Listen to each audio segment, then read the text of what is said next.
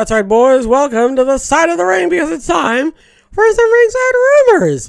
On Wrestling Observer Radio, Dave Meltzer said there's at least some belief the Elite's usage of Carry On Wayward's Son as a theme, specifically the lyrics, was a shot at CM Punk. He later said they already had decided to use the theme before that whole situation happened. Okay? Because carry on, we're gonna carry on without you. Sure, why not, I guess. Oh, by the way, it's Wayward's Son. For the better half of my entire life, thought that it was Wayward Soul. I thought it was Wayward Soul. This whole time. I had no idea it was Wayward Son. Next, Meltzer also says there were several of the most influential wrestlers who had an idea for the finish for the MJF title win over Jon Moxley, but Tony Khan really wanted to keep the idea he had, which was what they went with. So the idea of William Regal sliding the brass knuckles to MJF. Great. Here's the thing. You want a pay-per-view to end one rivalry and start another one, or end one storyline and branch off to another storyline. You don't want it to be in a vacuum. You know what I'm saying? You want it to be a story. You want it to bleed into the next thing. You know what I'm saying? So I like that.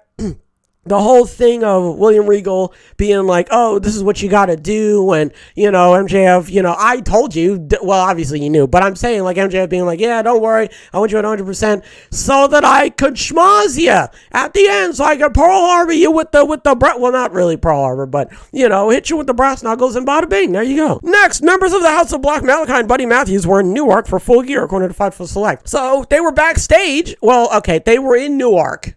New Jersey? Yeah, they were in New Jersey. Well, they weren't in the show, so there's not really much else I can really say, to be totally honest with you. They weren't actually doing anything, you know what I mean? So I can't really sit here and be oh, what does it mean? Well, it means that they were there, and I mean, that's pretty much it. Next, he never appeared on the show or was hinted at, but Fightful also says Marco Stunt was in town for Full Gear this past weekend. No word on anything, if anything may come of it. Damn. Remember when Marco Stunt was in Jurassic Express?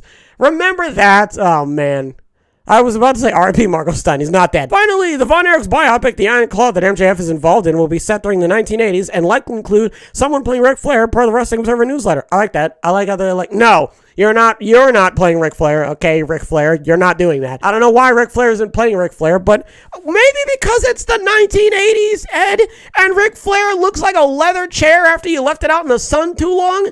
Okay, and I don't think that that's what Ric Flair looked like in the 80s.